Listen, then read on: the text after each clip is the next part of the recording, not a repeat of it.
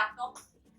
There is various type of laptop. We can categorize some laptop like sub notebook, palm top, tablet, laptop. Rugged laptop is basically used in military personals to communicate with the other military bases, and like notebook and sub notebook, they are basically smaller version of our laptop which we can easily carry. Like,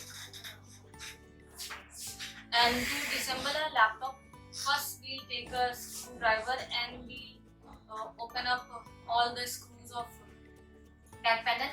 We'll detach the battery and we'll detach the AC charger, and when we'll open the back panel, we'll see RAM is attached. We'll disconnect the RAM, we'll detach the RAM, then we'll detach the SSD, then we'll detach the DVD writer, and if modem card is present, we can remove that, and NIC card is present, we'll remove that, and then we'll free all the FFC cables, and we'll free the VGA cables also, and keyboard FFC cable, and mouse touchpad FFC cable. We'll free all the FFC cable which are present on motherboard.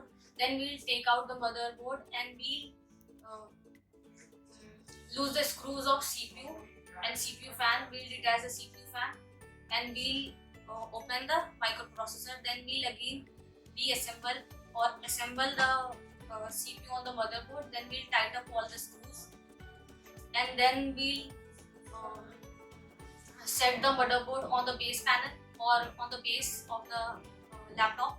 Then we'll attach the front panel or back panel, and then we'll tighten up all the screws, and we'll attach the SSD, we'll attach the RAM, we'll attach the NIC card. Then we'll attach all the FFC cables like keyboard FFC cable, mouse FFC cable, and display jack, VGA jack, and then we'll tighten up all the screws, and we'll attach the battery, and we'll again able to use our laptop. We'll switch on the laptop. That's all.